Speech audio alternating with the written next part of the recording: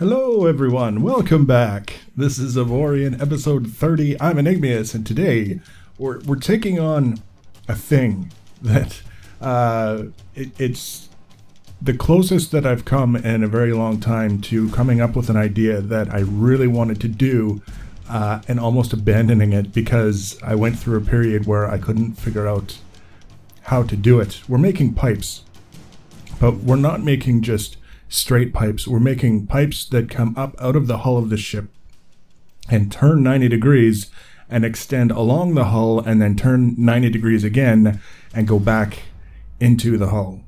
Very simple, straightforward, completely cosmetic, not at all functional, but I wanted to do it because we're at the stage of the build now where I'm adding things just specifically to add visual interest to the outside of the ship. If I were to leave it the way it is, I think I would be kind of okay with it. The hull, the way it sits, without any kind of embellishments, is, I think, kind of interesting. It's got a number of different things going for it, but it would be even better if we could take and elaborate in certain areas of the ship and kind of make it look a little bit more industrial, a little bit more functional. For some reason, having equipment, pipes, conduits, boxes, whatever, sticking to the outside of a ship makes it look more realistic. It's as though that's the space refrigerator. You just kind of attach everything to the outside and you don't have to worry about taking up space on the inside with refrigerators to just eat power.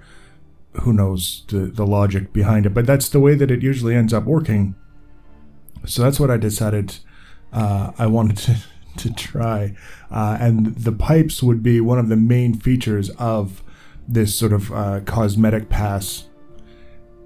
It didn't really take a whole lot to sort out the main profile for the circle, and you can see we've basically already got a roughed in shape for the circle of the pipe extending up out of the hull.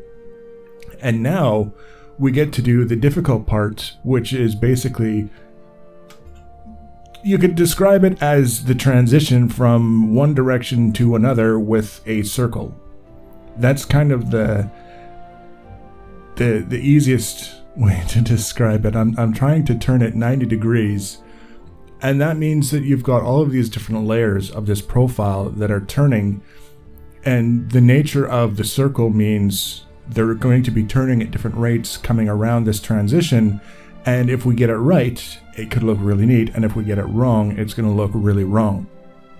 So I started here doing the inside part of the transition. So we've got really not a lot that we have to worry about when we're doing this inside corner, because it's a relatively small sort of transition. It's not extending anything, it's not pulling anything, it's not requiring that we work with a lot of geometry.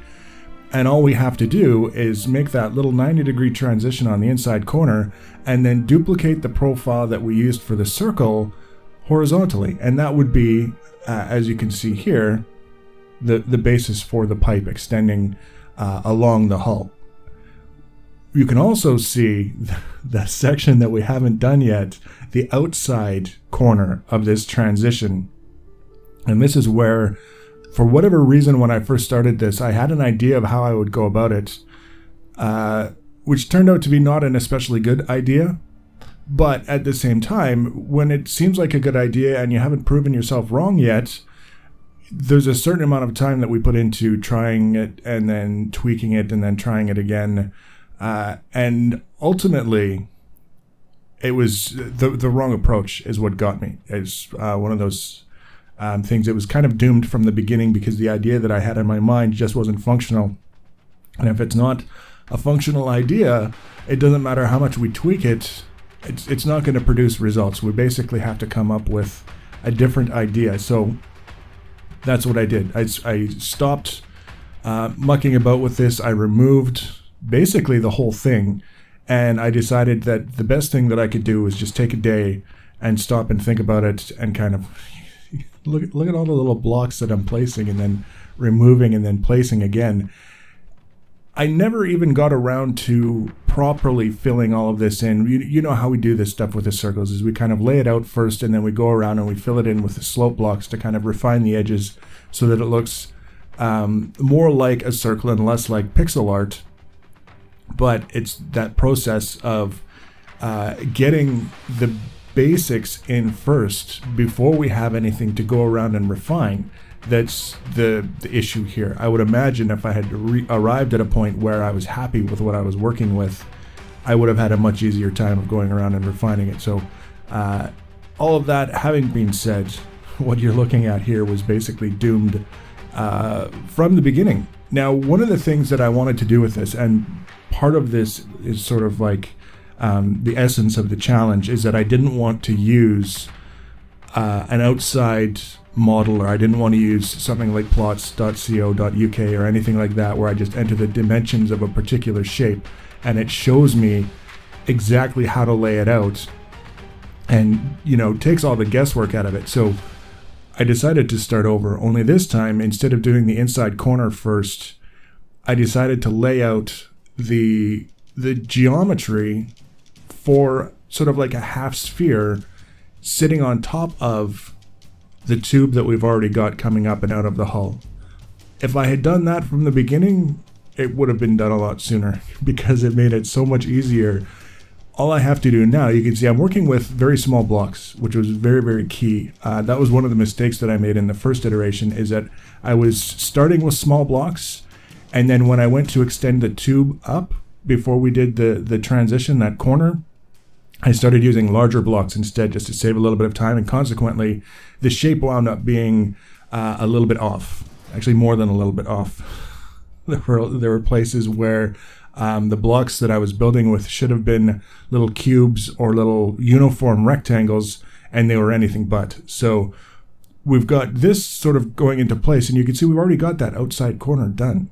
The hardest part of this entire thing, based on what we were doing previously, and it's the first thing we got done, and it's pretty convincing. I'm pretty happy with it already, and I haven't had to do a whole lot of mucking about to get here. And we're still, in this case, I'm breaking my own rule again. We started off using small blocks, but we're kind of using longer ones here, just because I wanted to get the horizontal section of the pipe extended a ways away from the base, so that I could evaluate how the corners were coming together. It would have been a little bit more difficult if we hadn't extended it farther away. I don't know if that makes sense, but it did to me at the time. So that's the logic that I'm running with, is I wanted it extended away just so that I could evaluate how everything was shaping up without necessarily pushing it down the entire length of the hull. Once I got to this point here, ironically, the last part that I'm thinking about doing is the inside corner, which is the first part that I did before.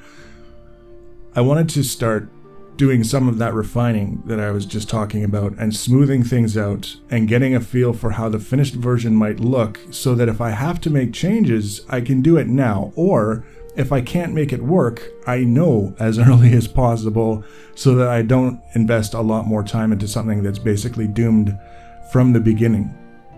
You can see as things start to get that little bit of refinement, we start smoothing things off with the sloped blocks.